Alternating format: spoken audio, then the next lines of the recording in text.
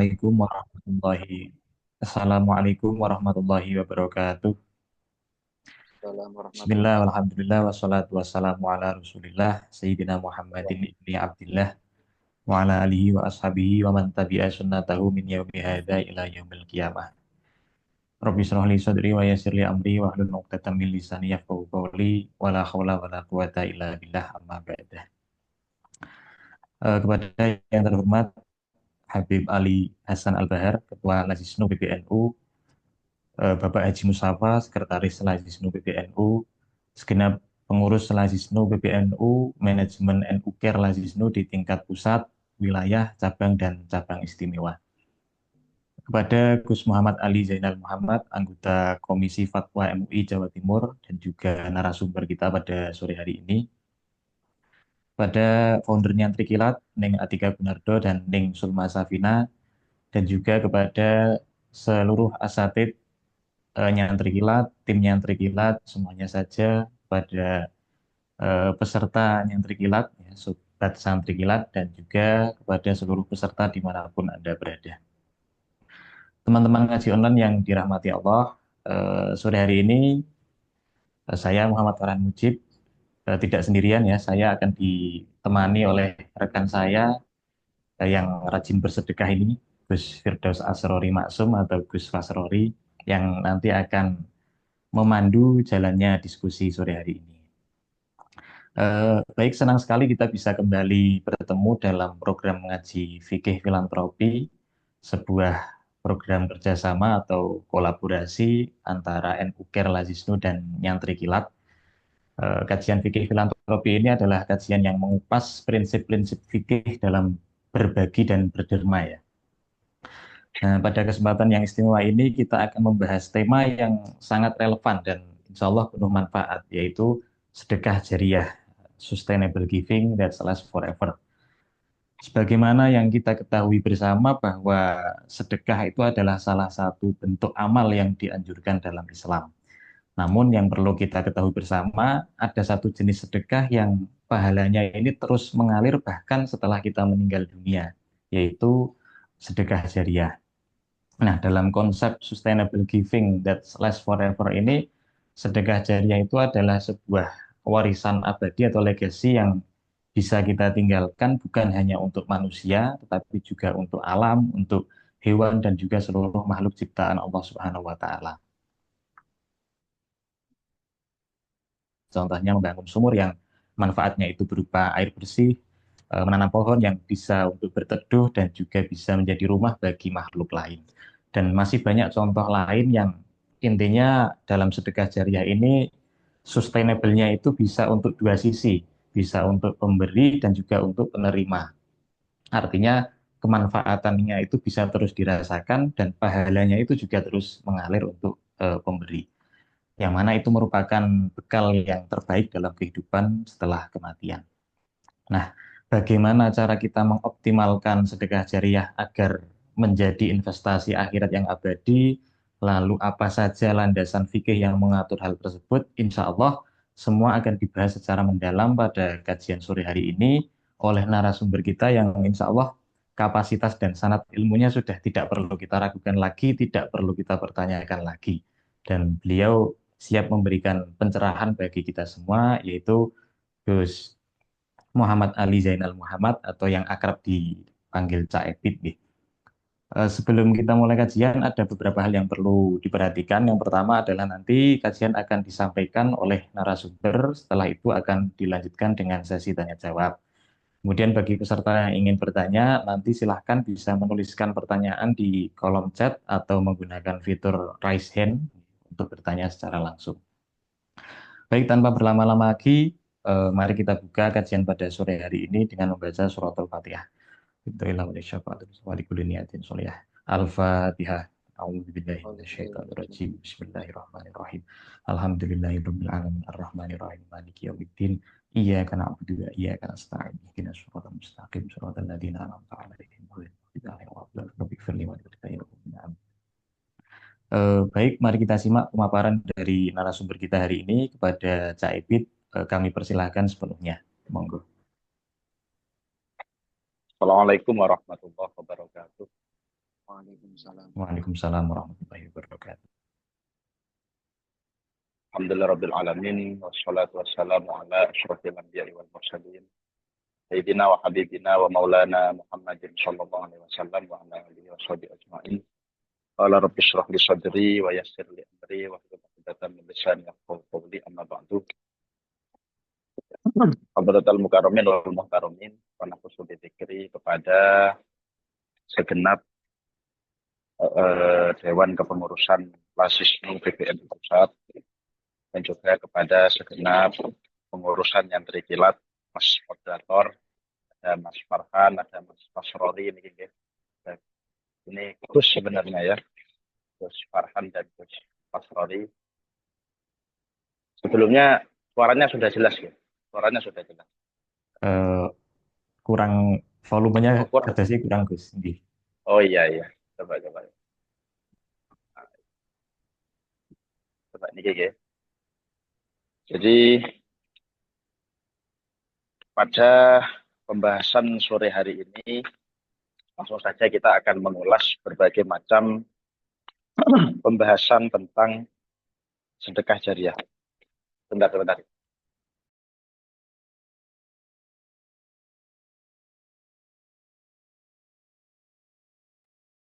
Pembahasan tentang sedekah jariah yang konsepnya sustainable giving that lasts forever dalam Islam.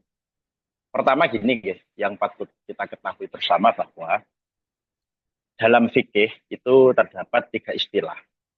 Terdapat tiga istilah berkaitan tentang pemberian. Yang pertama adalah pemberian yang itu dinamakan sebagai sedekah. Sedekah itu adalah pemberian yang tujuan pemberi melakukan hal tersebut tidak lain tidak bukan adalah untuk niatan akhirat.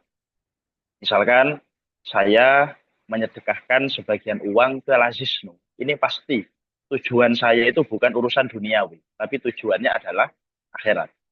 Atau saya memberikan uang ke masjid, ya, atau saya menyumbang untuk acara pengajian. Maka pasti tujuan saya untuk memberikan hal itu adalah untuk akhirat. Ini namanya sedekah. Ya. Sedangkan ada pula yang disebut juga dengan hadiah. Kalau hadiah ini merupakan pemberian yang tujuan utama hal tersebut, melakukan pemberian tersebut itu bukan untuk akhirat, tapi murni urusan dunia. Misalkan seperti ketika ada kawan kita merayakan ulang tahun, ya, merayakan ulang tahun. Maka apa? Maka tujuan kita memberi hadiah, memberi kado, ya, itu bukan mengharapkan suatu hal-hal yang berbau akhirat, tapi memang murni untuk menyenangkan teman kita. Nah ini merupakan perbedaan antara hadiah dan sedekah. Maka dari itu kenapa kok Nabi Muhammad dan juga keturunannya itu dilarang untuk menerima yang namanya sedekah. Karena apa? Karena sedekah ini tujuannya untuk akhirat, orientasinya itu adalah akhirat, maka tidak lain tidak bukan hal yang berimbas pada hal ini adalah membersihkan terhadap kotoran-kotoran yang dimiliki oleh kita dan harta kita. Ini tujuan dari sedekah. Sehingga layaknya membersihkan kotoran, sedekah ini dianggap sebagai sesuatu yang bersifat kotor secara batiniah. Maka apa? Maka hal ini tidak diperbolehkan untuk diberikan kepada Nabi Muhammad dan keturunannya Nabi Muhammad. Ini pertama. Ya. Berbeda dengan hadiah. Kalau hadiah itu karena tujuannya bukan merupakan hal akhirat dan tidak ada fungsi untuk membersihkan terhadap harta dan diri kita, maka ini cenderung bersih secara batiniah. Sehingga boleh diterima oleh Nabi dan juga diterima oleh keturunan Nabi Muhammad. Makanya ini dalam hal ini ada cerita, nggih.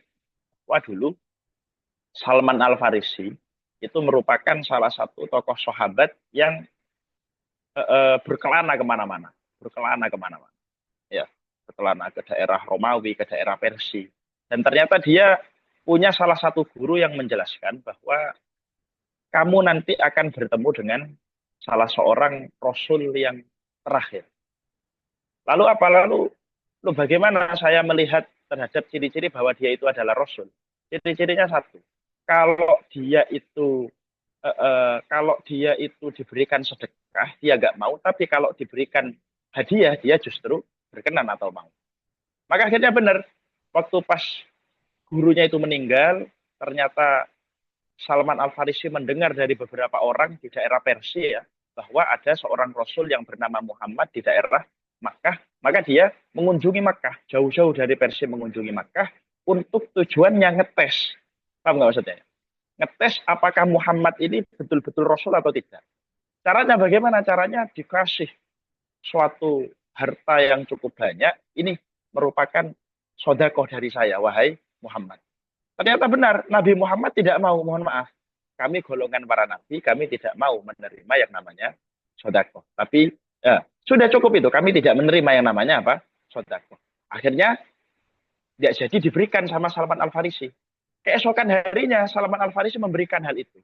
Muhammad, ini saya berikan kepada kamu. Saya kan sudah bilang, kata Nabi, bahwa saya golongan Nabi tidak menerima yang namanya sodakoh. Bukan, aku bukan memberikannya atas nama sodakoh. Tapi aku memberikannya atas nama hadiah. Oh, karena ini atas nama hadiah, maka Nabi Muhammad menjadi mau menerima. Nah ini ya, ini merupakan perbedaan apa antara sodakoh dan hadiah. Selanjutnya ada term ketiga, yaitu hibah. Yes. Yaitu apa? Hibah. Hibah ini bersifat umum. Hibah ini mencakup terhadap baik itu sodakoh ataupun hadiah. Ini tercakup dalam koridor apa? Koridor hibah. Maka apa? Maka ketika bahasanya itu ini saya memberi, ini masih bersifat umum.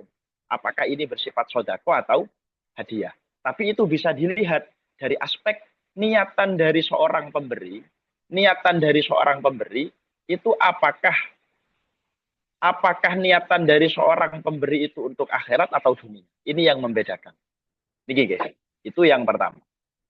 Yang kedua, karena kita bicara tentang sedekah jariah ya, yang tadi dijelaskan oleh Mas Farhan bahwa sedekah jariah ini sustainable-nya bukan cuma bagi seorang penerima, tapi juga bagi pemberi.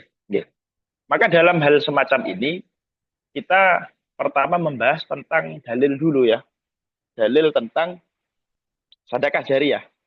Seperti masyhur ya, dan mungkin ini menjadi hafalan wajib di setiap pesantren bahwa tabnu adama in qata'a amaluhu illa min salatin shadaqatin jariyatin au ilmin yuntafa'u bih au waladin sholihin yad'ulah.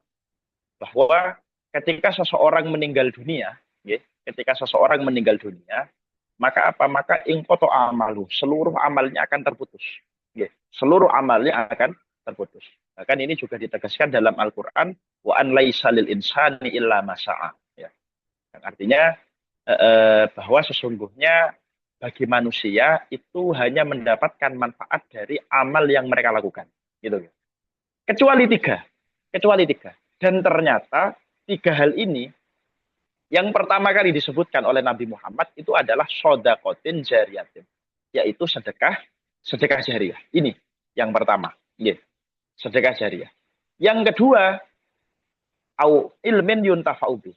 Ya, merupakan ilmu yang dimanfaatkan oleh orang-orang yang mendapatkan ilmu tersebut. Misalkan dengan saya mengajar di momen Zoom ini, ternyata ada salah satu dari kalian kok mencatat dan itu dijadikan amalan yang istiqomah. Maka walaupun saya sudah meninggal, ya karena landasan amaliyah yang panjenengan lakukan semua itu adalah berasal dari saya, maka saya mendapatkan pahalanya. Ini ilmu yang bermanfaat. Yang ketiga, waladin sholihin yad'ulah. Kita memiliki generasi atau keturunan yang senantiasa mendoakan terhadap itu. Ini tiga amal yang tidak akan terputus. Sebelum membedah persoalan tentang sodakoh ya. Ini ada beberapa dalil-dalil yang menurut saya cukup menarik berkaitan tentang sodakoh ini. Apalagi terlebih sekarang merupakan bulan Ramadan. Kata Nabi Muhammad, al-afdolu sodakoh fi Ramadan. Jadi sedekah yang paling utama itu adalah sedekah yang dilaksanakan ketika di bulan Ramadan. Bahkan dalam salah satu hadisnya bahwa Nabi Muhammad itu merupakan orang yang paling dermawan. Dan saking dermawannya Nabi Muhammad dan kedermawanan Nabi Muhammad yang levelnya paling tinggi itu beliau lakukan ketika di bulan Ramadan. Makanya ini ya, mumpung sekarang pas bulan Ramadan, ayo kita beragama Islam sebagai seorang Muslim, sebagai seorang mukmin, kita ingat contoh Nabi Muhammad bahwa bulan Ramadan merupakan bulan yang paling dianjurkan untuk melaksanakan sedekah. Sampai saya ngapunten, ini kalau sedikit cerita, kemarin itu gitu, kemarin biasa, waktu posting di WA ya, buka enak di salah satu restoran Jember di daerah saya. Ketika posting gitu, tiba-tiba ngapunten, yang posting kebetulan istri saya. Istri saya posting ternyata apa? Ada saudara-saudara yang biasanya guyon nih loh, yang biasanya guyon, bungkus nopo, biasanya ada semacam itu, ya. Mbak, aku bungkus nopo, aku pengen lalapan itu. Biasanya kan ada. Biasanya kita menanggapi hal semacam itu kan hanya seperti angin lewat. Paham nggak maksudnya ya? Awal saya menanggapinya seperti halnya angin lewat. Jarno wis Dik, arek kon biasa koyo ngono. Tapi tiba-tiba ngapunten, saya itu teringat bahwa Nabi Muhammad itu tadi merupakan ajwadun nas, bahwa Nabi Muhammad kedermawanannya itu sangat begitu kentara ketika ada di bulan Ramadan. Jadi minimal ketika pas bulan Ramadan, orang kalau basa-basi ke kita minta dan lain sebagainya, itu minimal kita turuti. Karena melihat Nabi Muhammad itu apa? Mencontohkan hal ini. Nah ini ngapunten ini saya bukan tujuannya riak atau apa, biar barangkali ada yang ketularan ini dari teman-teman semua di sini. Karena apa? Karena ini seperti kata Umar bin Abdul Aziz. Ini cukup menarik ya. As-sholatu tuballighuka nisfat thariq, was-shaumu yuballighuka babal muluk, was-shadaqah tudkhiluka alaihi. Jadi yang artinya ketika kita mau menuju seorang raja, ya, ketika kita mau menuju pada presiden, misalkan gitu ya, pada Pak Prabowo, misalkan mau mendemo tentang RUU TNI, ya, seperti Mas Pasrori ini semangat kayaknya ini ya.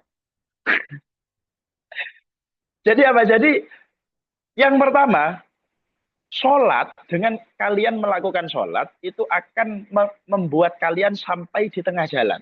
Misalkan sampean yang rumahnya di Jawa Tengah, ya kan, di Magelang misalkan, maka apa? Maka sampean mau ke Jakarta ini nyampainya cuma Cirebon. Paham nggak maksudnya? Dengan sampean sholat, sampean nyampainya cuma ke Cirebon. Wasaumu yuballighuka babal muluk. Dengan sampean puasa, maka apa? Maka sampean puasa ini yang membuat sampean kendaraan menuju sampean ada di depan gerbang istana. Ya. Tapi sampean di gerbang istana itu kan belum tentu bisa mencapai pada presiden untuk komplain pada RUU TNI ini. Misalkan gitu ya. Apa yang membuat sampean bisa sampai kemana namanya? Pada Pak Presiden, itu ternyata di sini was-shadaqah tudkhiluka alaihi.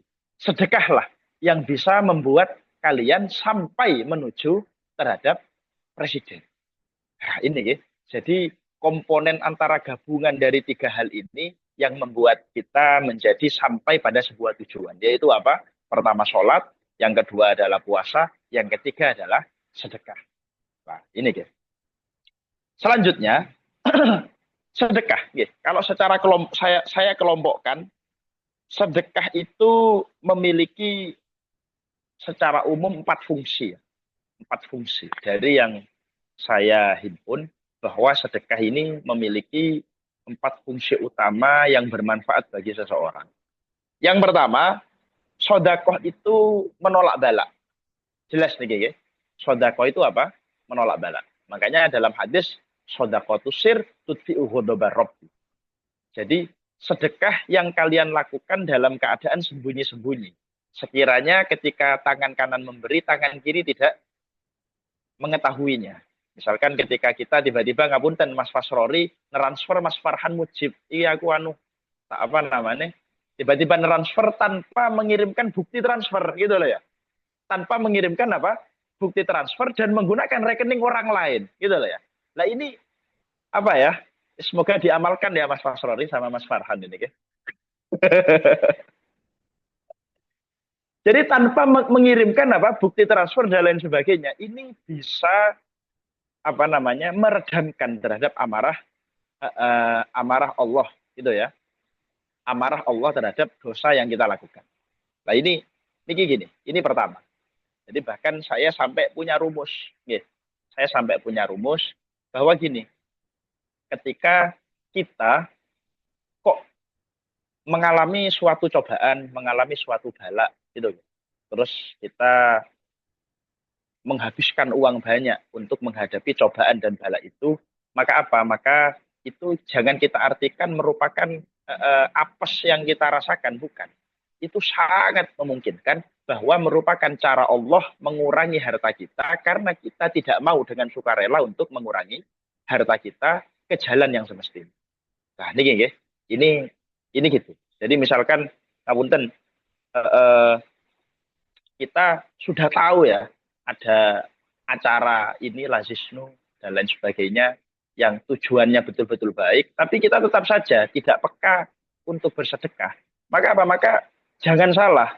Misalkan di kemudian hari besok atau lusa kita mendapatkan suatu cobaan yang itu menghabiskan uang banyak hanya gara-gara kita tidak peka untuk menghadapi suatu keadaan sosial semacam ini.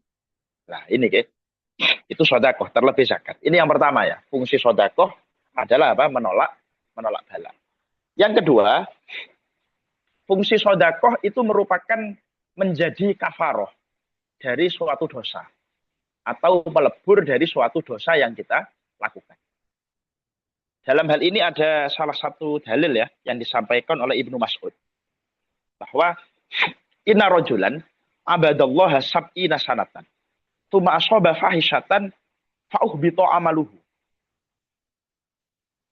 tuma marro bimiskin fatasodaku alaihi biroghifin faghafarallahu lahu dambahu wa'da alaihi amala sab'ina sanah. Yang artinya, kata Ibnu Mas'ud, ada seorang laki-laki yang menyembah Allah, beribadah kepada Allah selama 70 tahun. 70 tahun terus beribadah kepada Allah. Lalu apa? Lalu suma asoba fahisyatan. Lalu tiba-tiba apa? Dia melakukan suatu kemaksiatan. Ya kan? Melakukan apa? Suatu kemaksiatan. Setelah 70 tahun ibadah, dia melakukan apa? Kemaksiatan. Makanya nopo?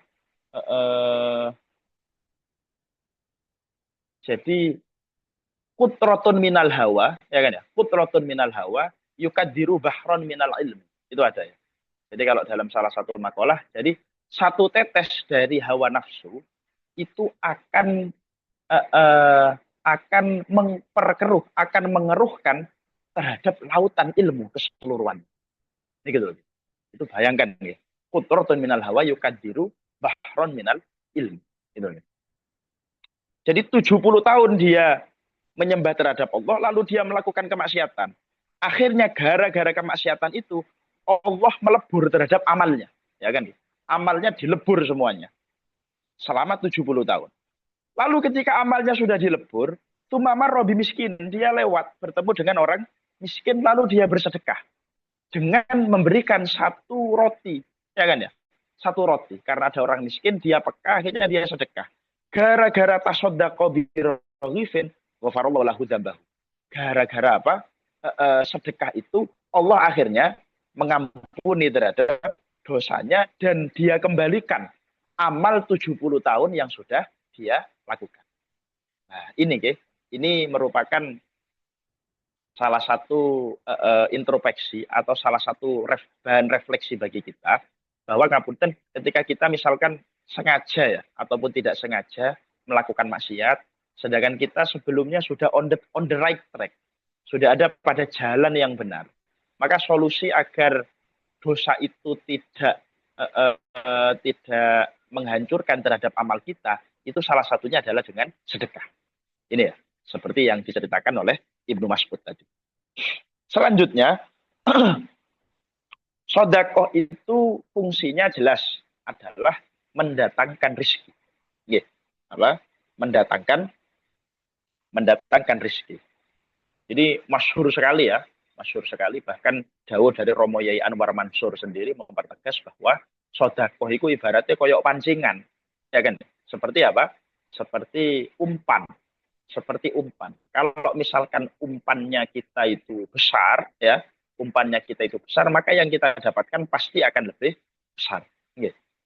Sebaliknya, kalau kita nggak ngasih umpan sama sekali, misalkan sampean mancing di sungai, tapi nggak diisi cacing itu, apa namanya?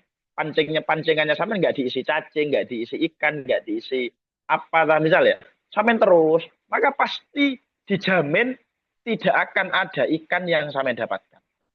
Atau bahkan jadi sampean bisa dianggap sebagai orang gila, ya kan ya?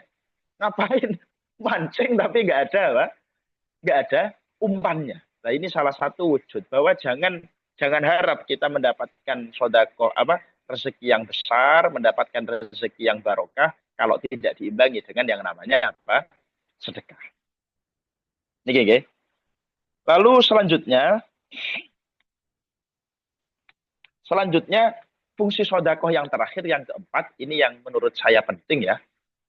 Menurut saya penting bahwa sodakoh itu ada sodakoh jariyah, ada sodakoh mutanahiyah. Gitu ya. Ada sodakoh jariyah, ada sodakoh mutanahiyah. Sodakoh mutanahiyah itu apa? Itu adalah kalau dalam istilah yang lain disebutkan bahwa sodakoh mutanahiyah itu sodakoh sabitah. Ya, sodakoh yang tetapnya atau apa namanya pahalanya itu hanya kita dapatkan ketika kita melaksanakan sodakoh itu. Misalkan ketika kita memberi makan orang yang berbuka, memberi makan orang yang berbuka. Maka apa? Maka ya sudah, kita seperti dalam hadis, kita mendapatkan pahala layaknya puasanya orang tersebut, orang yang kita beri makanan. Tapi setelah itu habis itu. Setelah itu besoknya kita sudah tidak mendapatkan yang namanya pahala. Ya, ini merupakan sodakoh mutanahiyah atau dalam redaksi lain diartikan sodakoh sabitah. Sedangkan sodakoh yang jenis kedua, ini yang kita bahas sekarang, itu adalah sodakoh jariyah. Ingat ya, bahasa dari Nabi Muhammad itu bukan amal jariyah, bukan. Makanya ini keliru ya. Kalau di masjid-masjid habis itu di amal-amalan itu kan biasanya kan namanya amal jariyah, ya kan ya? Namanya apa? Amal jariyah. Itu sebenarnya bukan amal jariyah, tapi bahasa Nabi Muhammad itu adalah sedekah jariyah.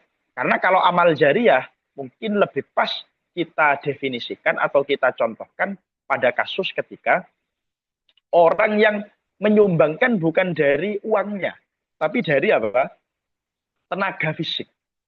Seperti misalkan uangnya sudah ada, tapi apa? Ada sukarelawan yang berkenan untuk membantu pembangunan masjid. Maka ini baru dinamakan amal jariyah. Tapi bahasa yang disebutkan Nabi Muhammad dalam hadis yang masyhur tadi, itu bahasanya dengan menggunakan sodakoh jariyah. Mengapa demikian? Dalam hal ini menunjukkan bahwa pertama, bahwa dalam sodakoh itu ada sirrun, ya, ada semacam rahasia tersendiri. Jadi Nabi Muhammad menyebutkan dengan kata-kata sodakoh. Yang ini berbeda dengan yang namanya amal jariyah. Ya. Sebab apa? Sebab kalau amal jariyah lebih umum daripada sodakoh jariyah. Maksudnya bagaimana sodakoh jariyah itu merupakan ketika kita dari hasil kita memberi, lalu apa? Dibelikan suatu barang atau dibelikan suatu fasilitas yang itu bisa dinikmati secara kontinu, sustainable bagi orang yang menerimanya. Ya, bagi orang yang menerimanya.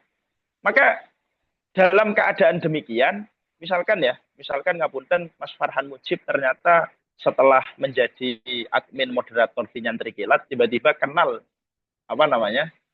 Ketua Lazisnu diangkat jadi komisaris batubara, misalkan gitu. Diangkat jadi komisaris batubara. Amin kan ya Mas Farhan Mujib kan, amin ya.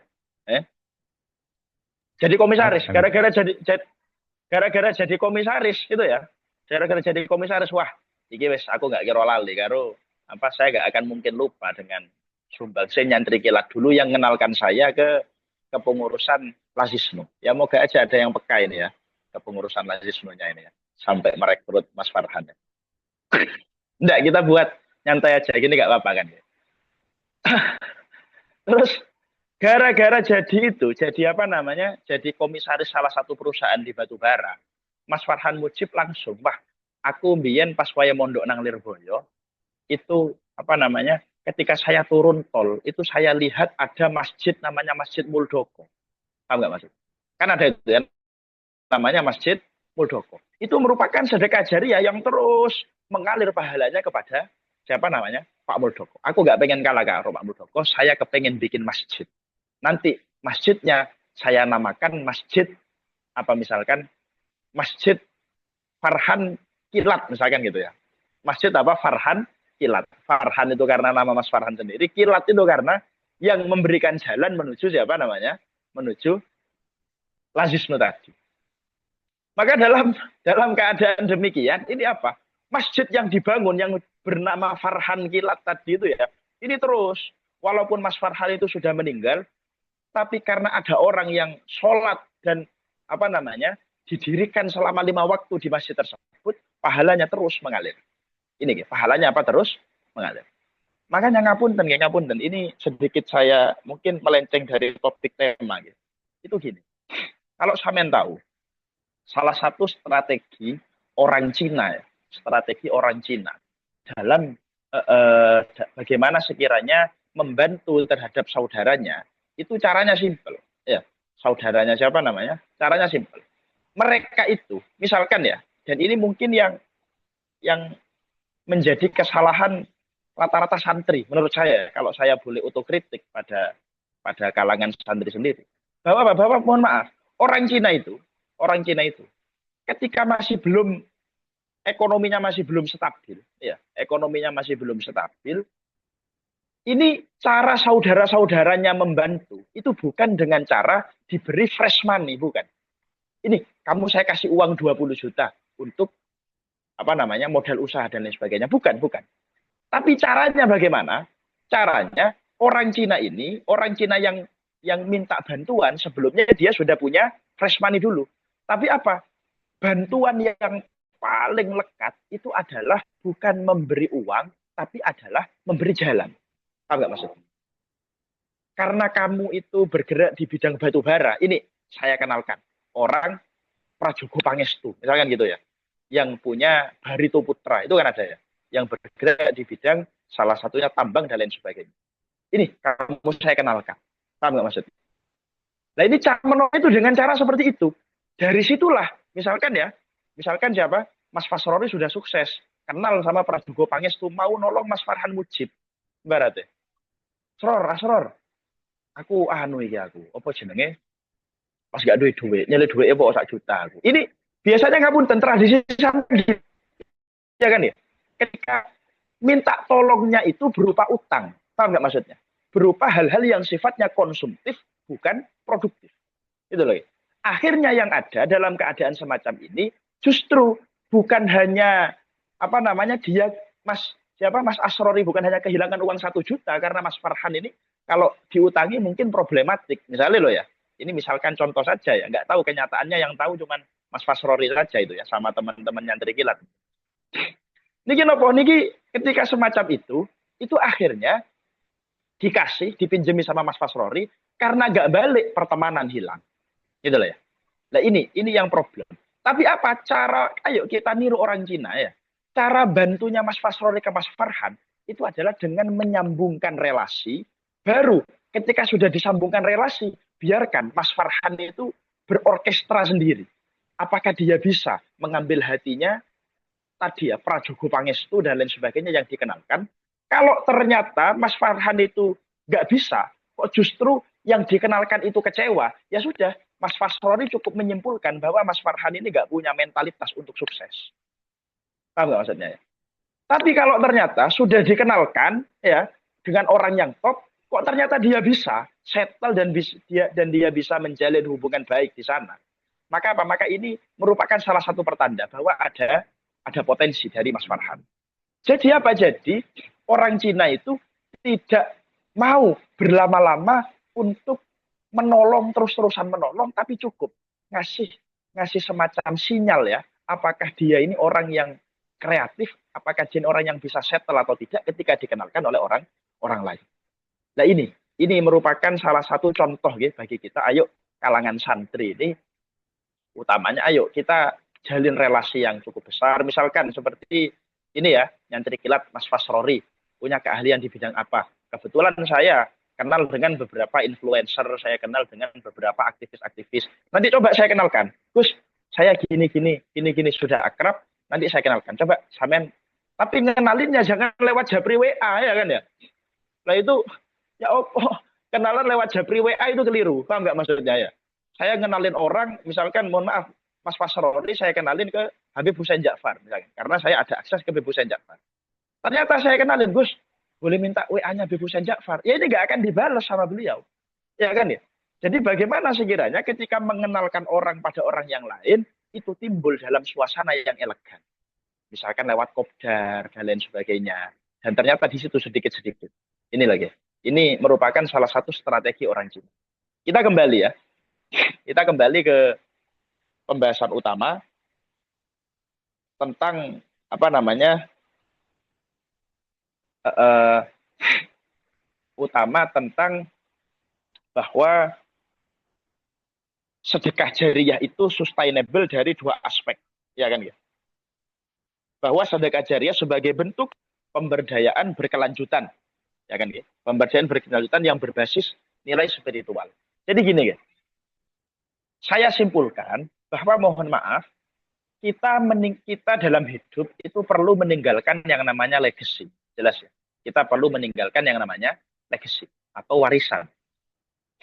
Misalkan gini ya. Jadi saya pernah sedikit cerita. Saya pernah. Ini mungkin yang konteksnya Lirboyo ya. Mungkin jenengan semua kenal dengan Pak Hamim. Tahu sama? Kenal dengan siapa namanya? Pak Hamim HR. Itu merupakan salah satu guru sekaligus role model saya waktu nyantri dulu. Saya waktu dalamnya beliau itu kebetulan ada di depan salah satu pondok besar. Mohon maaf ya. Ada di depan salah satu pondok besar. Itu termasuk pondok besar di Malang. Ya. Ketika kayak gitu, dengan waktu saya sowan ke beliau, itu ternyata beliau itu masanya sudah lumayan banyak. Tahu nggak maksudnya ya? Beliau itu ngopeni orang-orang preman. Beliau ngopeni orang-orang anak kecil. Beliau ngopeni santri juga. Tapi beliau sifatnya rintisan. Tahu nggak maksudnya? Ketika ngobrol, beliau itu utarakan itu berbagai macam konsep pendidikan, berbagai macam cita-cita asa yang beliau inginkan. Saya kebetulan ngajak teman saya, dia sekarang kandidat doktor, ya. Dia kandidat doktor. Tiba-tiba saking briliannya pemikiran yang dimiliki oleh Pak Hamim, saya nyeletuk pada teman saya. Nam, kebetulan namanya Nam. Nam, dengan potensi guru saya ini yang begitu istimewa, ya kan ya.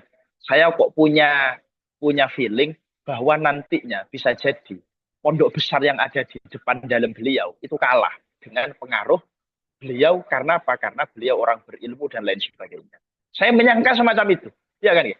Karena bisa jadi guru saya Pak Hamim itu merupakan orang yang tahu sendiri ya, bisa jadi tokoh di Lirboyo di zamannya, ya.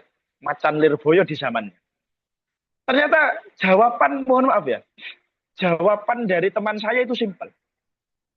Gini Mas, manggil saya Mas. Gini Mas, seringkali kemampuan, skill, atau pengaruh itu tetap kalah dari yang namanya legacy. Mohon maaf ya, secerdas-cerdasnya saya dan lain sebagainya, misalkan loh ya, terus betapa relasi saya itu sudah tinggi dan lain sebagainya, tapi mohon maaf, saya mau bikin pondok pesantren baru. Ini belum tentu pondok pesantren yang saya miliki itu betul-betul bisa lebih besar dari pondok yang sudah ada di daerah saya selama 100 tahun. Yang sudah ada selama 50 tahun. Mengapa demikian? Karena pesantren-pesantren di sana itu walaupun mungkin pengasuhnya mungkin ya tidak secerdas dan lain sebagainya sebagaimana yang menurut saya ya, tapi mereka mendapatkan nilai plus berupa apa? Orang tuanya sudah meninggalkan yang namanya legacy. Nah, ini guys. Ini jadi hal semacam itu ya mungkin ono bener ya Mas kata teman saya yang sampean apa namanya bilang ada benarnya, tapi menurut saya kayaknya sulit. Karena apa? Tetap kemampuan seseorang itu akan kalah dengan legacy yang sudah diberikan oleh leluhur-leluhur orang lain. Nah, ini nggih, makanya ayo apalagi yang mondok lama ini nggih, jangan sampai ngapunten ngapunten kalau kalau istilahnya itu kita ngaji tentang bab ilmu waris 7 tahun, 8 tahun, tapi begitu mau meninggal nggak ada warisan yang kita berikan kepada anak turun kita. Akhirnya ilmu kita soal ilmu waris itu paling nggak manfaat. Ya, makanya dalam Al-Quran dijelaskan, wal yakhshal ladzina law taraku min khalfihim dzurriyyatan bi'afan khafu alaihim. Gitu loh ya. Jadi hendaknya orang-orang itu takut. Nggih. Takut apa? Takut nantinya mereka meninggal setelahnya, ya, setelahnya meninggalkan generasi yang itu dzurriyyatan bi'afan. Itu apa? Meninggalkan keluarga atau meninggalkan generasi yang itu lemah, yang itu tidak berdaya. Sehingga apa? Sehingga akhirnya tidak bisa settle, tidak bisa berjuang menghadapi apa? Menghadapi kerasnya hidup ini. Nah, ini gue, makanya kalau saya ikut prinsip guru saya, ya, saya ikut prinsip guru saya bahwa hidup itu cuma satu kali. Hidup yang kita jalan ini loh, Mas, itu cuma apa? Cuma satu kali. Dan harus kita tekankan dalam hidup kita bahwa hidup kita yang cuma satu kali ini kita harus sukses. Paham nggak maksudnya? Nggak mau tahu kita dalam hidup ini harus apa? Sukses. Apa itu? Yang namanya apa? Namanya gagal dan lain sebagainya itu ya harus kita jalani sampai kita tekankan kita harus apa? Sukses. Karena apa? Karena kita hidup cuma sekali. Ya. Dan kita kata Al-Quran harus meninggalkan dzurriyyatan yang itu qawiyah. Keluarga yang itu apa? Kuat. Salah satu caranya itu ketika kita sudah ditopang dengan legacy yang bersifat duniawi, ayo kita tinggal memikirkan bagaimana kita meninggalkan sustainable atau kita meninggalkan legacy yang bersifat apa? Ukhrawi. Salah satunya dengan kita melaksanakan yang namanya sodakoh jariyah. Sodakoh jariyah ini secara umum saya kelompokkan dalam 4 kategori. Yang pertama, sodakoh jariyah itu adalah dalam bentuk pembangunan infrastruktur kemanusiaan. Ini ya, pembangunan infrastruktur kemanusiaan. Misalkan, mohon maaf, di daerah setempat ternyata ada akses, ya, ada akses melewati sungai yang itu belum ada jembatannya, ya. Yang kebetulan mengajukan proposal kemana-mana ke pemerintah itu ternyata nggak ada yang ngasih sih. Akhirnya apa? Akhirnya dari salah seorang tokoh masyarakat mengadakan apa namanya iuran untuk pembangunan jembatan. Nah, uang yang jenengan sedekahkan untuk pembangunan jembatan itu merupakan sedekah jariyah dalam wujud infrastruktur kemanusiaan. Sehingga apa? Sehingga ketika ada orang yang lewat di sana, selama jembatan itu masih ada orang yang lewat tujuannya untuk mencari nafkah untuk keluarga, sampean mendapatkan apa? Pahala. Walaupun hatta ketika sampean sudah meninggal. Ketika sampean apa namanya? Membangun jembatan lalu dilewati oleh siapa namanya? Oleh orang yang sekolah, ya kan, mencari ilmu, maka setiap orang tersebut mencari ilmu, pahalanya akan mengalir terhadap apa? Terhadap kita. Makanya apalagi gini ya. Ini saya pernah mendengar salah satu rumus kunci gitu. Jadi orang-orang sukses seperti banyak lah ya. Kalau sampean kepengen karir kan gini ya. Kalau kata orang itu kan setiap masa ada orangnya dan setiap orang ada masanya. Kan gitu. Setiap masa ada orangnya dan setiap masa ada orangnya. Itu apa? Itu dalam keadaan semacam itu, biar karir seseorang itu terus gini ya, terus buleran gitu ya. Kalau chart itu apa namanya? Biar terus buleran, terus naik. Ini salah satu yang paling efektif itu adalah membangun masjid. Paham nggak maksud? Makanya berapa banyak artis-artis yang itu rela mengcover pembangunan apa? Masjid. Terus ini nggak bisa diukur dari logika. Jadi apa? Jadi orang kok bangun masjid, ya sudah. Ini rata-rata karirnya itu stabil, gitu loh. Gitu. Ketika itu bergerak di bidang yang itu dalam skop yang besar. Gitu. Kalau sampean nggak bisa membangun masjid secara utuh karena biayanya miliaran mungkin ya, miliaran, maka apa? Maka ya sudah, kamu ikut nyumbang atau menyumbangkan sesuatu yang itu bernilai kontinu. Bernilai apa? Kontinu. Ini yang pertama, pembangunan infrastruktur kemanusiaan. Yang kedua, sedekah jariah itu juga bisa berupa dengan membangun sesuatu yang bergerak pada bidang ilmu pengetahuan. Oke, ilmu pengetahuan. Misalkan dengan membuat yang namanya apa namanya? Yang namanya lembaga pendidikan. Ya, lembaga apa? Pendidikan. Jadi kemarin saya mendapatkan salah satu ilmu, waktu kebetulan minta ngisi di UIN Jakarta, itu kaprodi dari PAI ya, bidang PAI, itu Pak Swendi, namanya Pak Swendi, itu bilang, menafsiri tentang wala tamutunna illa wa antum muslim. Itu menafsiri bahwa wala tamutunna illa wa antum muslim itu bisa diartikan dengan 3 hal. Ya. Bahwa prinsip yang perlu kita tekankan dalam hidup itu 3 hal. Pertama, jangan sampai kita mati kecuali kita karya tulis. Ya kan ya? Karya apa? Karya tulis. Mungkin yang ada di sini yang sudah nikah, punya anak, itu mungkin punyanya bukan karya tulis, tapi karya tulus. Itu ada ya? Beda ya? Kalau anak itu kan karya tulus, ibaratnya ya. Kalau apa namanya? Ini maksudnya karya apa? Karya tulis. Gitu loh ya. Saya kebetulan alhamdulillah kalau karya tulis sudah 4, kalau karya tulus itu sudah 2 saya. Sudah 2. Ini ya. Ini yang pertama, kita sebisa mungkin punya yang namanya apa? Karya tulis. Yang kedua, kita punya karya lembaga. Paham nggak maksudnya? Jadi karya lembaga. Dalam arti apa? Kita punya semacam badan yang itu kita buat, yang itu bergerak di bidang apapun. Baik itu bidang keilmuan, bidang sosial, dan lain sebagainya. Itu lagi. Yang ketiga, itu karya pengaruh. Paham nggak maksudnya? Karya pengaruh. Maksudnya bagaimana? Maksudnya bagaimana sekiranya kita ketika meninggal, kita betul-betul hati kita itu punya pengaruh di masyarakat. Hati kita apa? Punya pengaruh di masyarakat. Maka sedekah jariah yang kedua ini, yang berbentuk ilmu pengetahuan, ini bisa termasuk dalam kategori yang kedua, yaitu karya lembaga. Makanya mohon maaf, kalau Samen tahu, sekarang itu kan banyak sekali pondok pesantren. Gini apa betul? Ya kan? Bahkan pendirian pondok pesantren itu sudah seperti tidak menggunakan nalar analogi psikologi lingkungan, sudah bukan. Kalau kita menggunakan psikologi lingkungan, kalau di situ ada pesantren, ya sudah, dakwah itu mengisi ruang kosong, ya sudah, saya nggak perlu bikin pesantren. Kan gitu kan? Saya tak bergerak di bidang yang lain. Karena kiai pondokan sudah banyak. Mungkin itu ada benarnya. Tapi itu ada salahnya dari aspek ternyata orang sekarang itu banyak sekali memang tujuan bikin lembaga. Itu bukan untuk saingan. Tapi apa? Tapi dalam rangka mewujudkan itu. Wala tamutunna illa wa antum muslim. Ini loh ya.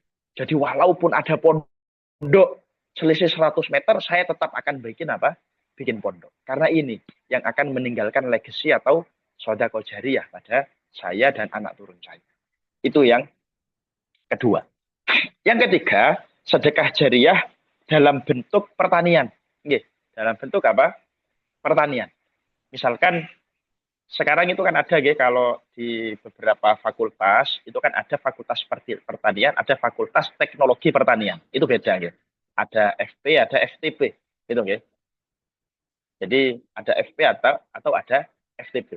Bahkan pertanian ini sempat disinggung dalam salah satu hadis ya, bahwa tis'atu a'syaril arzak itu fit tijarah. Tis'atu a'syaril arzak fit tijarah. Jadi 90% rezeki itu muncul dari tijarah, dari apa? Berdagang. Ya, dari apa? Berdagang. Sedangkan menurut para ulama 10%-nya itu fiziroah. Ya. 10% yang lain itu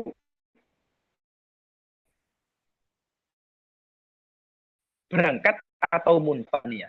Dari apa? Dari pertanian. Maka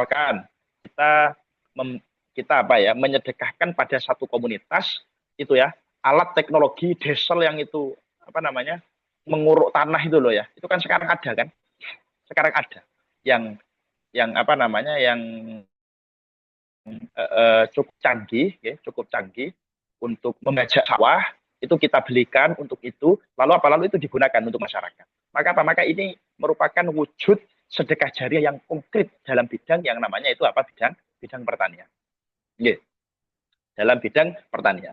Bahkan ngapunten, bahkan kalau untuk soal zakat sendiri, di Fathul Mu'in itu juga sempat disinggung bahwa zakat yang dianjurkan itu bukan zakat berupa hal-hal pada fakir miskin ya. Itu bukan zakat yang itu bersifat konsumtif. Ya kan? Bersifat apa?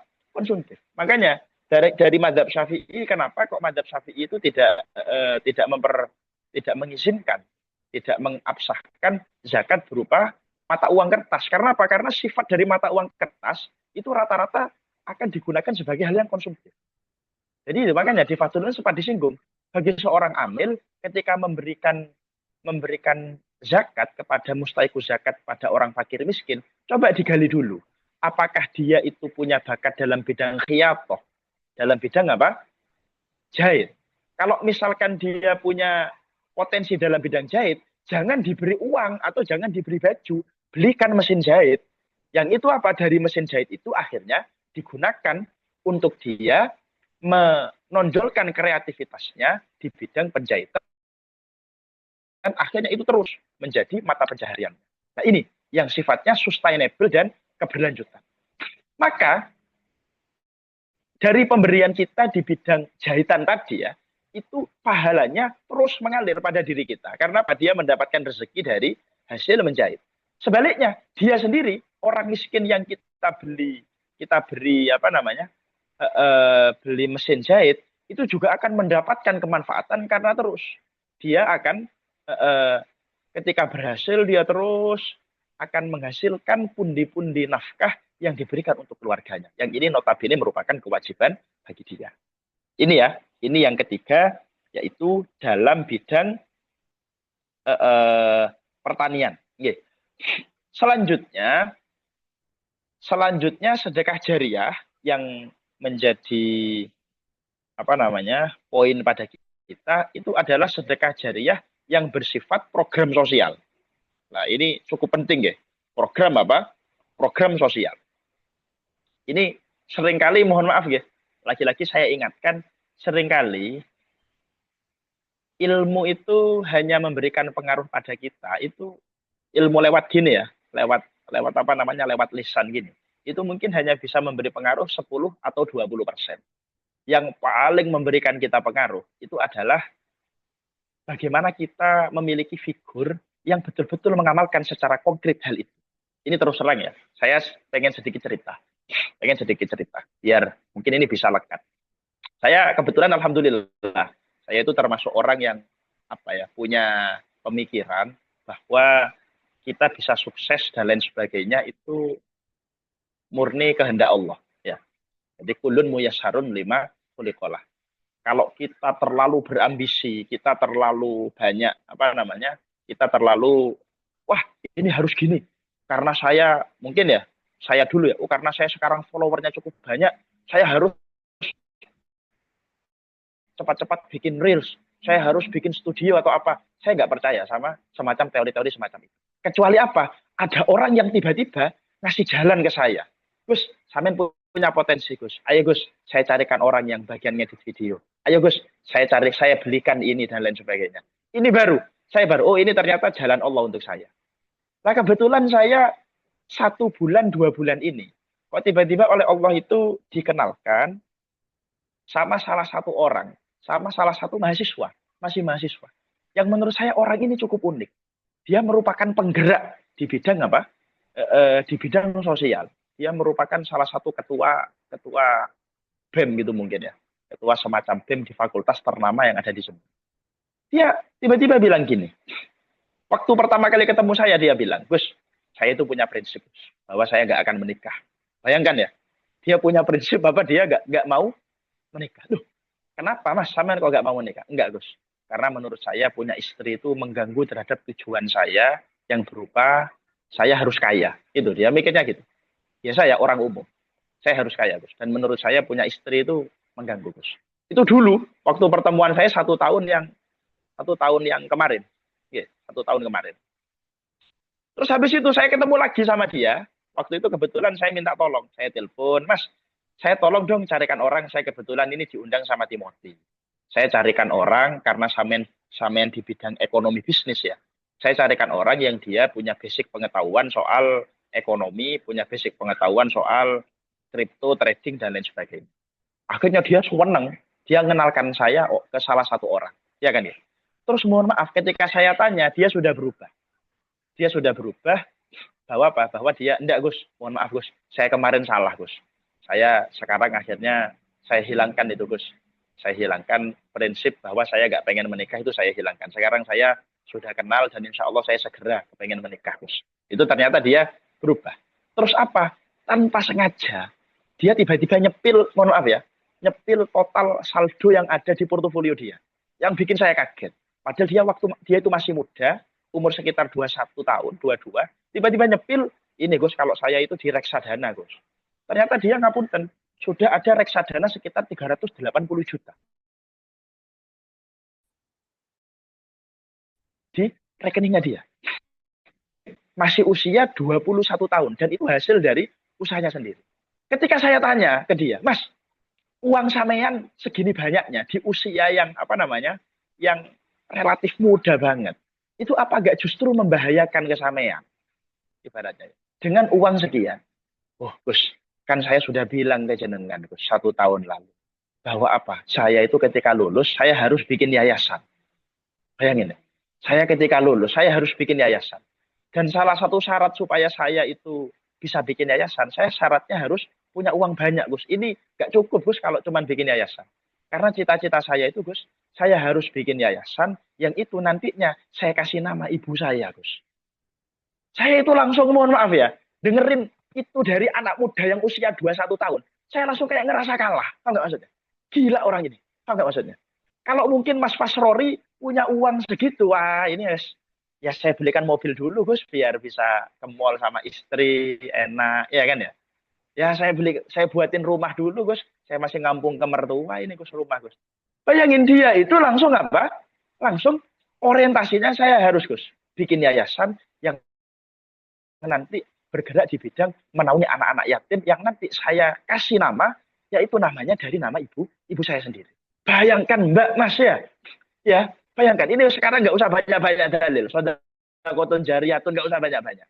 Kita mencontoh dari orang itu apa yang melatar belakangi dia supaya harus bikin yayasan dan diberi nama-nama ibu dia sendiri. Ternyata apa? Ternyata kadang dia tidak lepas. Terus saya dulu nakal banget, Gus.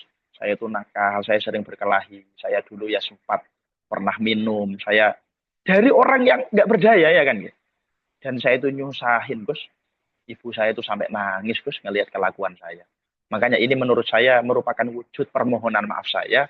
Saya nanti harus bikin yayasan yang itu, yayasan itu saya beri nama ibu saya. Nah ini, lagi-lagi apa, teman-teman? Kita semuanya melakukan sedekah jariah. Kita melakukan apapun itu pasti didasari oleh satu semangat besar.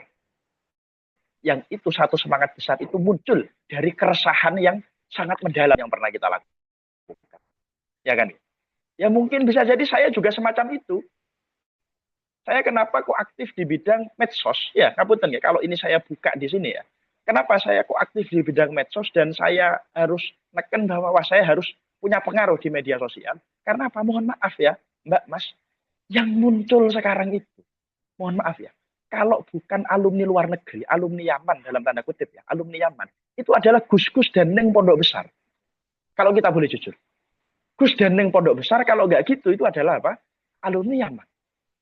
Nah, dari sini nantinya ada mindset dari publik bahwa apa? Orang itu tidak akan muncul kalau pendidikannya pure dari pesantren salaf, tidak akan muncul. Ini loh. Pure dari apa? Pesantren apa? Pesantren salaf. Makanya oleh sebab itu, kita harus punya figur atau contoh yang itu walaupun nggak ke Yaman, walaupun bukan Gus Pondok Besar atau Neng Pondok Besar, dia masih bisa settle. Dari aspek apa? Dari aspek keilmuan atau bagaimana cara settle di luar. Lah ini sudah lah, kita nggak usah ngerasani Japan yang sulma di mana namanya, di luar negeri atau apa itu ya nggak usah lah. Kita bicara dari hati ke hati. Tapi menurut saya mengalami keresahan waktu itu ya, tahun 2020 mengalami keresahan. Ini yang kok muncul semuanya itu kok alumni Yaman, kok juga gus-gus pondok besar. Akhirnya apa? Kalau seperti itu timbul mindset di kalangan orang-orang awam bahwa awakmu gawe opo pondok tok, gak kira iso muncul, mentok iso ngimami tahlil, kayak Mas Pasrori misalnya kan ya. Cuman ngandelin jadi apa? Ngimami apa? Ngimami tahlil. Ya kan gitu. Ya, jadi makanya kita lagi-lagi untuk sodako jariah, udahlah kita nggak usah banyak-banyak dalil. Kita perlu ayo timbulkan keresahan apa yang kita miliki, yang itu menjadi sebuah motivasi bagi kita. Ya kan ya? Motivasi bagi kita. Seperti contoh tadi, teman saya yang umur 21 tahun, dia sudah berusaha berbisnis dan lain sebagainya ketika kuliah, dia ngompakkan semuanya, tujuannya cuma satu, apa? Bergerak di bidang program sosial, bikin yayasan untuk anak yatim yang dinamai dengan ibunya sendiri. Nah, makanya ini salah satu contoh. Jadi karena apa ya? Karena ini mungkin saya nggak bisa lama-lama ya. Ini nggak terasa sudah 1 jam lebih ini, guys.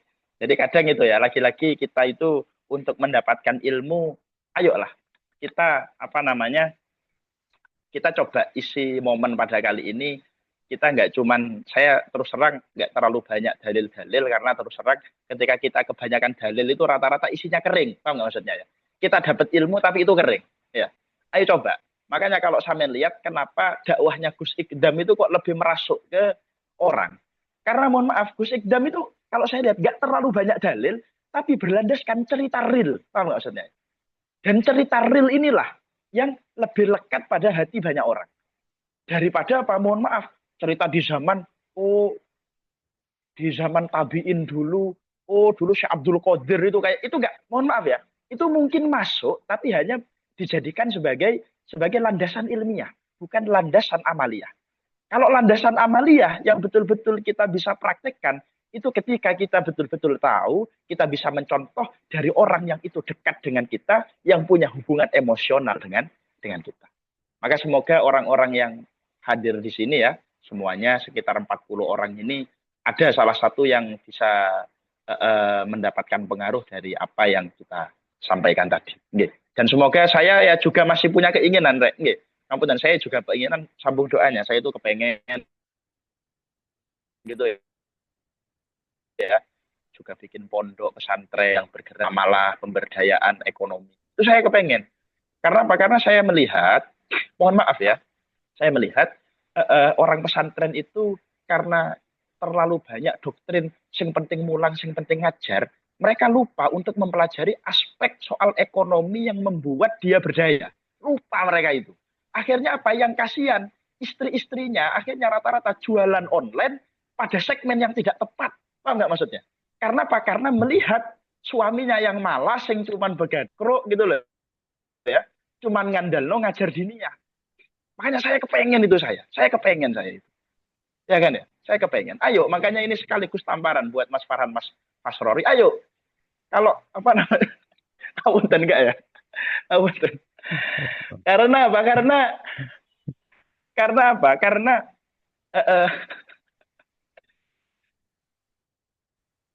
iki kok odo ngerasani admin.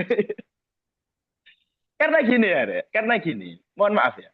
Karena gini, saya alhamdulillah saya itu ketika di Jember, ketika pulang, ini ngapunten, salah satu cobaan santri, menurut saya, salah satu cobaan alumni itu adalah dia hanya mau bergaul dengan alumni yang satu alma mater dengan dia. Paham nggak maksudnya? Yang Lirboyo maunya itu cangkruk dengan alma mater yang sama Lirboyo. Akhirnya apa? Mindsetnya itu nggak kemana-mana. Mindsetnya ya sudah, wes yang penting. Gitulah maksudnya loh ya. Nah ini, alhamdulillah saya ketika waktu di Jember, kok tiba-tiba ketemu sama salah satu kiai yang itu progresif. Dia bilang pada saya, Gus, menurut saya Gus, santri itu nggak cukup kalau cuman bisa baca kitab saja. Paham nggak maksud? Santri itu nggak cukup kalau cuman bisa baca kitab. Dia harus milih salah satu dari 3. Pertama, dia harus bisa nulis. Yang kedua, dia harus jadi PNS. Yang ketiga, dia harus punya skill usaha atau bisnis. Kalau cuma ngandelin kitab saja nggak cukup, Gus. Nah ini, saya tiba-tiba mikir di sana. Saya tiba-tiba mikir, loh, iya ya, ini ternyata apa? Ternyata benar.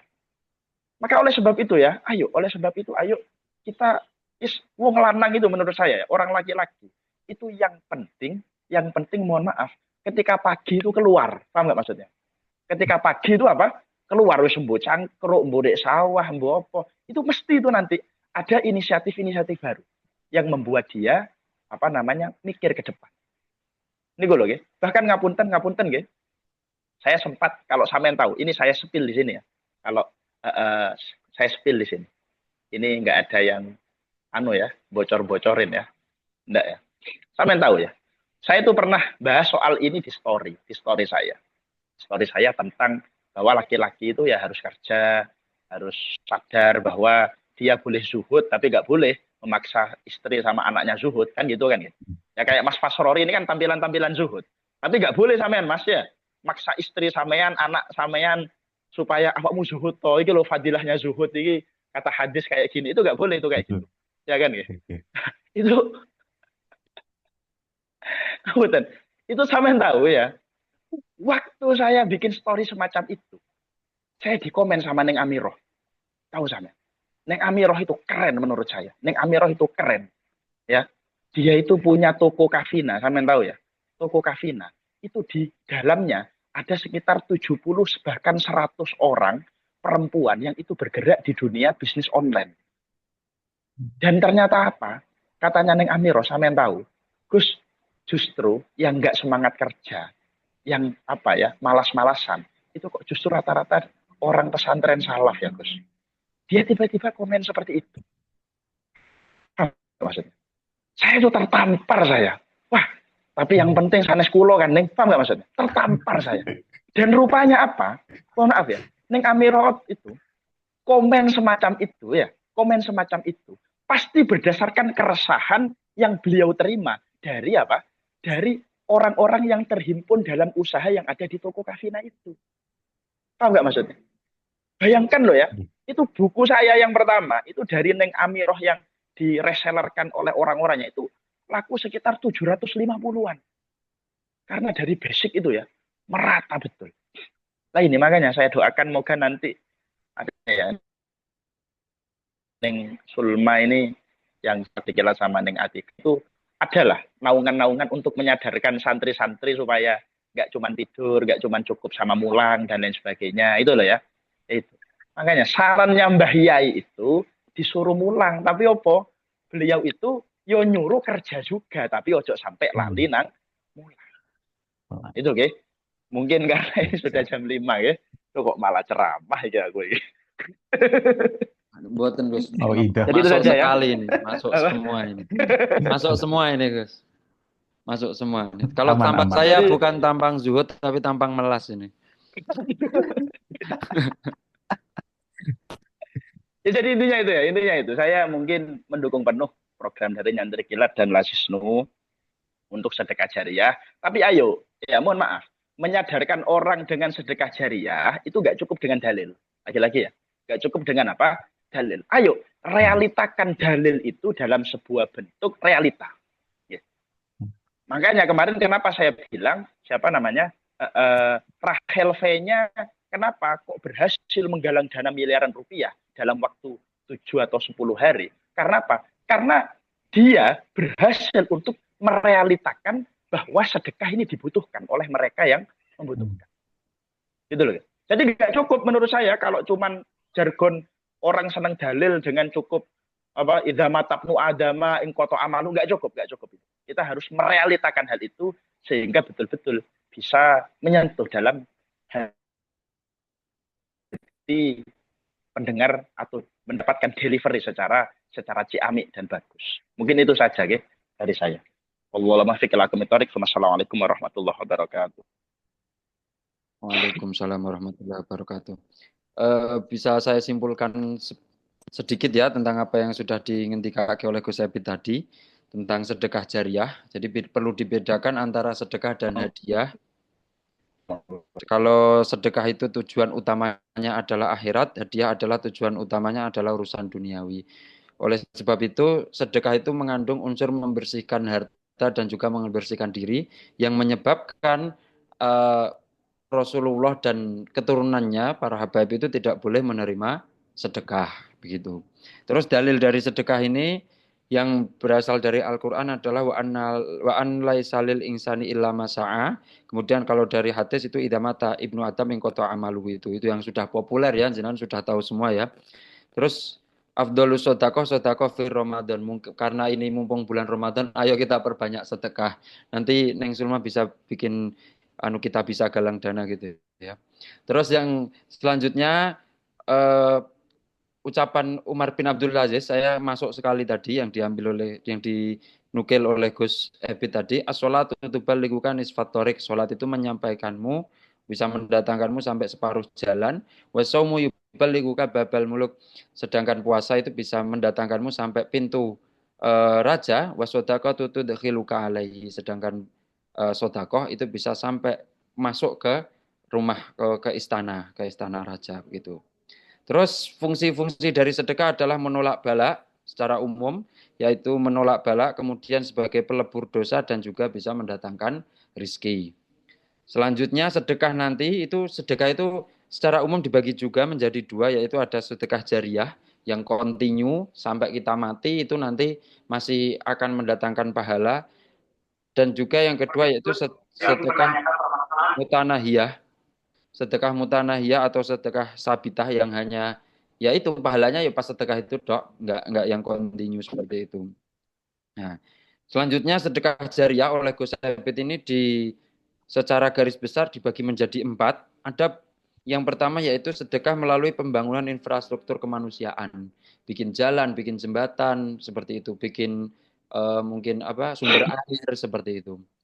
Terus yang kedua yaitu sedekah jariah yang masuk ke ilmu pengetahuan seperti mendirikan lembaga pendidikan. Seperti halnya yang Sulma dan Nintika ini mendirikan nyantri kilat. Nah, teman-teman yang pengen ngaji secara online akhirnya bisa ngaji di sini.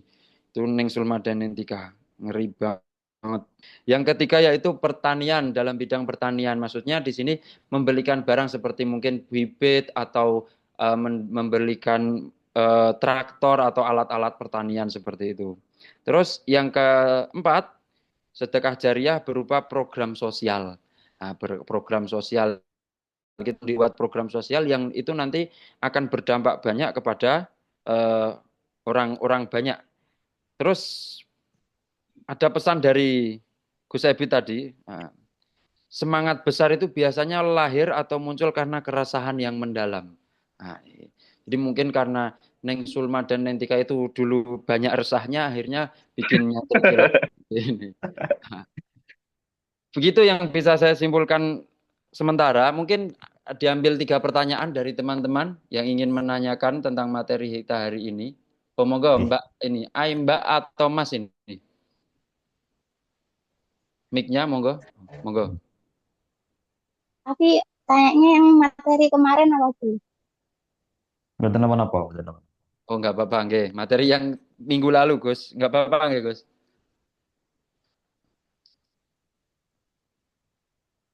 Monggo, monggo, nggak apa-apa. Monggo. Assalamualaikum Gus Ebi, ajeng tanglet. Yang pertama Nggih. niku cara ngitung misal saya ada invest di saham itu misalkan sudah satu nisab misal 200 juta, terus di reksadana ada sekitar 80 dan ada di beberapa tabungan misalkan untuk operasional sehari-hari totalnya 10. Nah itu apakah pengeluaran zakatnya itu saya total semua apa cukup yang di saham yang totalnya 200 sudah mencapai satu nisab itu. Soalnya yang di reksadana itu saya kadang diambil, kadang nabung lagi, kadang diambil gitu. Terus yang kedua tentang materi yang kemarin kan dijelaskan misalkan deposit 5 tahun itu tetap wajib dizakati tiap tahun boleh, tapi pelaksanaannya juga boleh di tahun kelima. Itu maksudnya gimana? Apakah di tahun kelima baru zakatnya 2,5% apa 2,5% kali 5 tahun? Itu maksudnya pribadi. Nggih, nggih. Terus yang terakhir niku mal niku apakah harus berupa uang atau boleh kayak berupa sembako misalkan gula, minyak seperti itu. Dan mal itu apakah boleh untuk biayai santri yang kurang mampu misalkan kalau boleh itu apakah biayai dari segi makannya atau dari segi syahriahnya. Terima kasih. Nggih, nggih. Nggih. Langsung kula jawab niki. Ya, Ya. langsung mohon Gus, memperingkas. Ya. Jadi pertama, apakah yang dihitung itu hanya di reksadana saja, apa di saham sendiri-sendiri? Jadi itu diakumulasikan ya Mbak. Di sampean punya di reksadana berapa, di kripto berapa, dan untuk pegangan sehari-hari itu berapa. Tapi yang dihitung itu adalah nominal yang sifatnya tidak berkurang dan tidak bertambah. Yang kontinu Mbak. Ya. Kalau sama-samean ngapunten nggih, sama-sama ditarik, misal uang 200 juta di reksadana. Ternyata nisab kita andaikan nisab zakat itu 100, kalau mungkin sekarang 150 ya. Karena harga emas sekarang mahal 100, 1.700.000-an. Niku nopo itu ketika kayak gitu, maka apa? Maka sampean ngambil 50, diambil 50 juta. Ketika 50 juta ini diambilnya bukan untuk dibelikan barang, paham nggak maksudnya ya? Tapi cuman diambil terus dilarikan ke rekening yang lain gitu loh ya. Tapi hartanya masih tetap ada, maka itu tetap menjadi hitungan. Misalkan ya, jenengan dari di reksadana itu ngambil 50, tapi yang dipakai cuma 10, yang 40 itu tetap dekem, tetap apa diem ke rekening. Maka yang jenengan hitung tetap 190. Dan diakumulasikan dengan uang-uang sampean yang ada di tabungan lain. Misalkan di tabungan mandiri, itu ternyata jenengan ada nominal terkecil ya. Nominal terkecil yang masih kontinu, itu misalkan ada 10 juta. Terus di apa namanya saham ternyata ada 50 juta. Ketika ditotal semuanya, ternyata nyampe 250 juta. Udah ini uang yang sekiranya kontinu selama 1 tahun. Ingat ya, kontinu selama apa? 1 tahun. Ya sudah, tinggal 2,5% dari 250 juta berapa? Berapa itu? Nah, tinggal itu diakumulasi semuanya berdasarkan nominal terkecil. Jadi mengecualikan uang yang jenengan gunakan untuk beli barang, apapun itu. Jenengan beli sepeda motor misalnya, atau bahkan jenengan beli mobil, jenengan uang itu dibuat beli mobil, akhirnya nggak sampai 1 nisab, maka nggak wajib zakat sudah. Nggak wajib zakat. Cuman saran saya, tujuan sampean beli mobil itu karena memang kebutuhan, bukan karena lari dari kewajiban apa? Zakat. Itu yang pertama. Yang ketiga dulu ya, saya kok ingat pertanyaan yang ketiga. Yang ketiga, deposit misalkan 5 tahun. Kita andaikan deposit itu 3%. Per tahunnya 3%. Nah, niki ngapunten. Boleh, kenapa saya bilang boleh dizakati selama 1 tahun dan boleh dizakati selama apa namanya akumulasi dari 5 tahun. Kenapa? Karena kemarin zakat itu wajib dikeluarkan selain ketika sudah 1 nisab dan haul, ketika sudah tamakun. Ketika tamakun. Tamakun itu artinya apa namanya? Tamakun itu artinya uang yang jenengan punya itu betul-betul bisa jenengan manfaatkan secara penuh. Paham nggak maksudnya? Uang yang jenengan punya itu bisa dimanfaatkan secara penuh. Biasanya deposito itu kan ada 2, Mbak. Ada deposito yang nggak bisa diambil kecuali setelah masa akhir habisnya deposit. Ada deposito yang itu bisa diambil sewaktu-waktu dengan konsekuensi dia tidak mendapatkan fee atau hasil dari deposito itu. Kan ngoten? Nggih. Maka apa? Maka dalam keadaan demikian pada kasus deposito yang kedua yang nggak bisa diambil, kecuali yang pertama ya, yang nggak bisa diambil kecuali setelah masa habis. Ini sampean bisa zakatnya tiap tahun dizakati, ya kan ya? Atau secara akumulasi, sampean 5 tahun nggak zakat, terus apa? Per tahunnya dihitung itu sampean. Berarti zakatnya 5 tahun sekaligus. Karena apa? Sudah memenuhi standar nisab dan haul. Makanya ini berdasarkan kata Gus Muhib itu, ya. Kata Gus Muhib, saya pernah dawuh dengan kata Gus Muhib. Misalkan ngapunten, sampean kok orang kok dia dapat warisan emas, ya, dia dapat warisan emas, dari orang tuanya, ternyata dia tahu setelah 10 tahun dari wafatnya orang tuanya itu, ternyata emasnya itu melebihi 1 nisab. Maka kata Gus Muhib itu wajib dia menzakati setiap tahun dari 10 tahun itu. Wajib itu. Ya kan gitu. Walaupun dia tahunya itu setelah 10 tahun, dia tetap wajib. Karena apa? Begitu dia waris, orang tuanya meninggal, emasnya itu langsung milkun tam, milik dia secara otomatis. Nah, ini kayak jadi sama seperti kasus niku. Terus selanjutnya apakah diperbolehkan zakat itu bukan berupa uang karena kita komoditas ya, berupa komoditas, misalkan berupa sembako atau misalkan berupa apa namanya biaya pendidikan, beasiswa dan lain sebagainya. Maka apa? Maka ini secara asal ya, secara asal dalam mazhab Syafi'i, zakat itu harus minimalis zakat, harus dari wujud harta zakatnya. Kalau misalkan samen beras ya harus berupa beras. Apa namanya? Samen petani padi, zakatnya juga harus petani padi. Samen dari uang, nalarnya berarti juga harus dikeluarkan melalui apa? Uang juga. Ya, harus melalui apa? Uang. Kok seandainya mau disalurkan lewat sembako, atau seperti tadi ya, disalurkan dengan bentuk zakat produktif. Ya, zakat apa? Produktif. Maka apa? Maka ini samen tidak apa-apa, tapi ikut pendapat dari mazhab Hanafi. Ikut mazhab Hanafi yang memperbolehkan zakat bukan dari mali zakat, tapi urut ya, dari urudut tijarah gitu ya. Dari harta-harta secara umum yang bisa diperdagangkan. Mungkin itu Mbak, itu kira-kira. Sudah terjawab ya Mbak Ai ya, pertanyaannya. Sudah sangat jelas yang dijelaskan oleh Gus Ebit tadi ya. Menanggapi sedikit, kalau yang ikut mazhab yang itu tetap ngitungnya 2,5% juga, Gus. Yang tadi. Iya tetap 2,5% juga.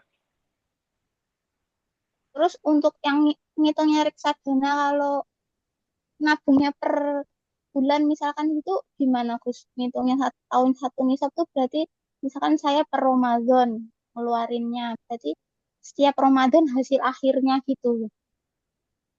Setiap iya Ramadan. Bukan total akhirnya, gitu. Tapi total paling sedikit yang jenengan ingat, yang harta yang jenengan miliki. Paham nggak maksudnya? Oh, okay. Ya, misalkan jenengan di Ramadan, terus ternyata jenengan itu ngapunten, waktu pas bulan Muharram itu paling sedikitnya harta jenengan. Ya, karena misalkan di apa namanya hartanya itu dibuat beli apa misalnya, atau pas ketika bir market, ketika di reksadana pas lagi bir market seperti sekarang mungkin ya. Maka apa? Maka itu yang dihitung bukan pas ketika Ramadan, tapi ketika pas Muharram itu yang paling sedikit itu, Mbak. Niku. Terus yang terakhir yang dikumulatifkan 5 tahun itu berarti tetap hitungannya 2,5% per kali 5 tahun. tahun gitu. Kali 5 tahun ya benar. Jadi kalau di total 12,5% gitu Mbak. Iya. Siap. Iya. Sami-sami. Mungkin monggo penanya yang kedua untuk mempercepat waktu. Penanya yang kedua. Oke, silakan. Ada lagi? 1 atau 2 pertanyaan lagi, monggo. Ya. Ini kalau nggak ada yang tanya nanti Neng Tika sama Neng Sulma bertanya ini. Karena kelebihan harta gimana ini caranya bersedekah. Teman-teman, mumpung kita masih bersama Gus Ebit,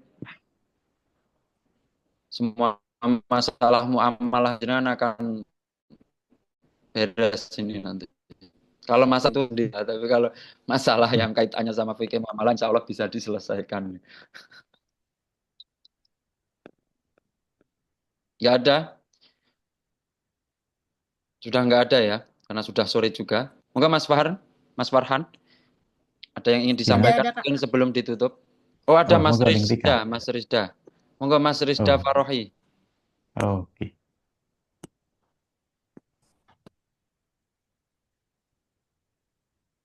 Boleh, bentar. Boleh apa itu? Nggak pakai kameranya off cam boleh nggak? Boleh, monggo. Oh boleh, ya alhamdulillah. Monggo. Assalamualaikum warahmatullahi wabarakatuh.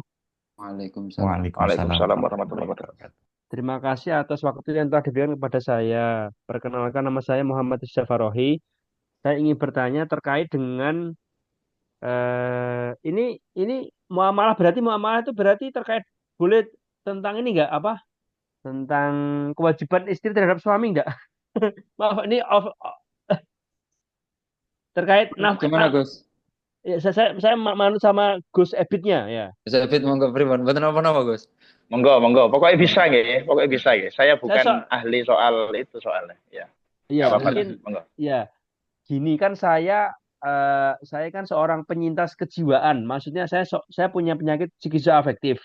Tapi saya udah menikah, udah punya Iya. keluarga, udah punya istri, udah punya anak. Anaknya 2. Nah, terus Iya. Iya. saya dari dulu itu ketika saya selalu menganggap uang suami, uang istri, uang istri, uang istri. Jadi saya ketika saya ketika saya ketika istri mengeluarkan uang untuk saya selalu menganggap itu berarti sodako istri untuk saya. Nah, Kalau otomatis kalau istri nggak ridho berarti itu utang bagi saya. Apakah itu benar seperti itu konsepnya ya? Nah, itu aja, itu aja. nggih. Sudah jelas nggih, Gus, pertanyaannya, Gus? Iya. Nggih, siap. Nggih, gini nggih. Sebenarnya kalau kita boleh jujur ya, itu jargon apa namanya? Uang suami, uang istri, ya. Iya, Uang iya. suami milik Uang istri istri, dan suami. uang istri milik istri, Iya. ya kan ya? Iya. Itu sebenarnya apa ya? Tidak bisa difahami secara generalisir. Tidak bisa difahami semuanya. Jadi maksudnya uang suami itu milik istri itu ketika mohon maaf hanya pada nominal yang itu sifatnya kewajiban suami pada istri. Paham nggak maksudnya? Misalkan berkaitan dengan uang belanja atau misalkan berkaitan dengan apa namanya keinginan yang itu menjadi ada di lingkungan keluarga istri. Kayak kok sampean itu dibelikan sama istrinya, ya otomatis sampean juga wajib membelikan skincare untuk istri. Misalkan lo ya. Nah, tapi kalau untuk persoalan atau misalkan mohon maaf membelikan pakaian 1 tahun sekali itu sampean wajib. Tapi kalau misalkan untuk hal-hal yang sifatnya itu bukan kewajiban suami ya, misalkan istri itu kepengen beli TV, istri itu kepengen beli TV baru, kepengen beli baju baru, padahal yang lama masih ada. Akhirnya tiba-tiba ngambil uangnya sampean dan lain sebagainya. Ini sebenarnya ngapunten nggih, itu tetap uang saya dalam tanda kutip. Karena apa? Karena hal yang diinginkan oleh istri kan merupakan kewajiban suami. Sehingga dia tidak boleh seenak sendiri mengambil uang suami. Walaupun saya kalau ngomong kayak gini diprotesi sama para istri. Ini ya, sama apa namanya? Istri. Ras paling kuat di bumi ini ya. Ras terkuat yang berjaya di jalanan gitu. Itu. Nggih. Tapi benar kata sampean, ngapunten, kok seandainya itu hal-hal yang kaitannya kewajiban seorang suami. Misalkan untuk beli makanan. Ini ya, untuk beli makanan, sampean belum punya uang, tapi istri sudah punya uang. Ya kan, nggih? Iya. Maka apa? Untuk beli makan anak, untuk beli susu anak, untuk beli pampers, itu kan kewajiban, nggih. Lah, ternyata pakai uangnya istri, maka ini sampean secara hukum wajib untuk itu akadnya hutang. Itu benar kata sampean. Akadnya apa? Tapi kalau misalkan ngapunten ya, waktu di luar istri kepengen bakso dan lain sebagainya, ini kan sebenarnya sampean nggak wajib menuruti. Kecuali memang ngapunten loh ya, di rumah nggak ada makanan dan lain sebagainya, gitu loh, sampean nggak wajib. Itu kok make uangnya istri, sampean nggak wajib maka untuk apa? Untuk mengganti. Oh ya baik. Nah, jadi itu ya. Baik, jadi uang suami, uang istri itu nggak secara umum. Saya menyela bentar ya. Kalau seandainya, monggo. Aduh, hilang lagi dari mana? Apa ya tadi ya? Hilang lagi.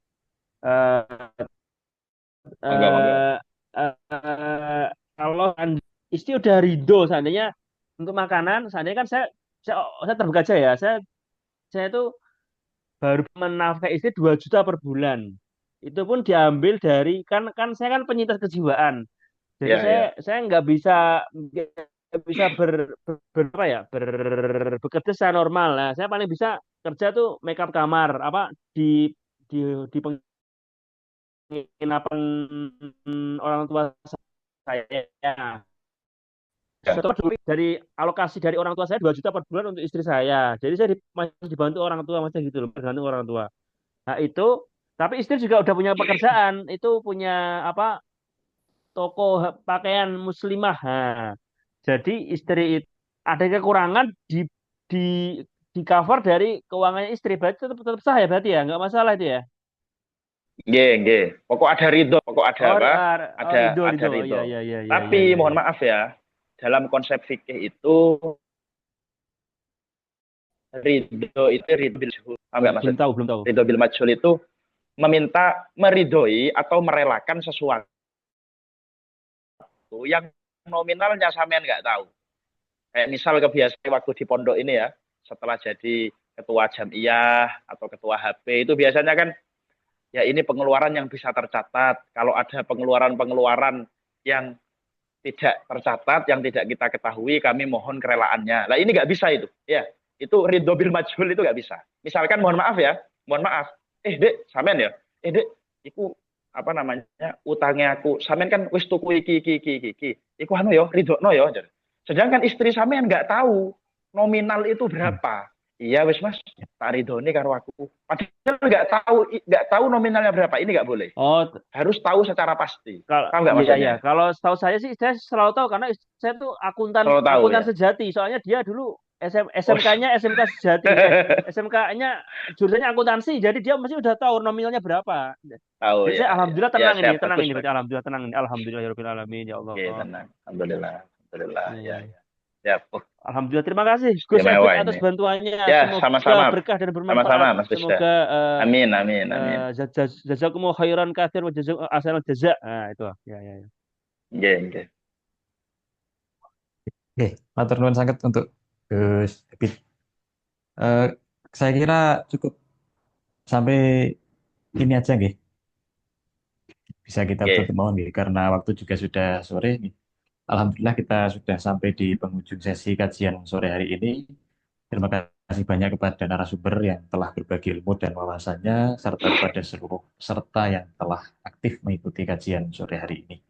Semoga Allah menerima amal ibadah kita dan memberikan kita kemudahan dalam mengamalkan ilmu yang telah kita pelajari. Seperti yang disampaikan oleh Gus Ebi tadi, bahwa di bulan Ramadan ini sangat fadilah atau keutamaan dalam bersedekah itu sangat bagus. Nah, jadi teman-teman yang ingin bersedekah di bulan Ramadan ini bisa bersedekah melalui Lazisno ya, bisa melalui care.id.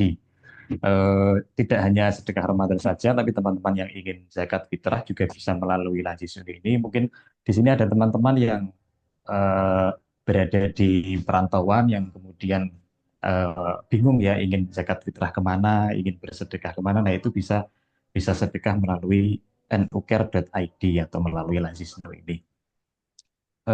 Dan sebagai pengingat bahwa ngaji fikih filantropi ini masih ada satu episode lagi ya di Ahad depan di tanggal 23 Maret nih di jam yang sama setengah 4 sore. Ini ada permintaan untuk foto bersama dari NU Care gitu. Mungkin sebelum kita tutup bisa foto bersama terlebih dahulu. Monggo ning Monggo. Atika fotografer. Yuk, silahkan teman-teman on cam boleh. Untuk on cam ya, jangan lupa senyum dulu. Baik semuanya. 1, 2, 3. Oke, sebentar.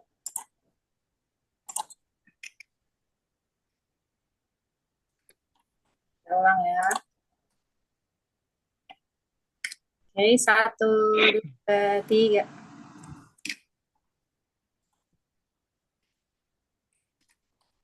Oke. Ya, cukup. Terima kasih banyak.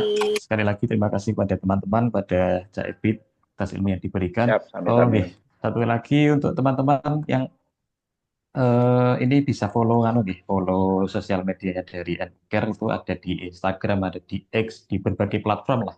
Bisa dicari kata kuncinya punya Anchor. Itu bisa dicari ada YouTube juga, ada TikTok juga. Oke. Baik, kita cukupkan kajian pada sore hari ini. Mohon maaf apabila ada kekurangan dalam moderasi kali ini. Marilah kita tutup dengan doa kafaratul majlis. Subhanakallahumma wa Subhanakallahumma wa bihamdika bihamdika asyhadu asyhadu an an la la ilaha ilaha illa illa anta anta astaghfiruka wa astaghfiruka atubu ilaik. wa atubu ilaik. Akhirul kalam. Wassalamualaikum warahmatullahi wabarakatuh.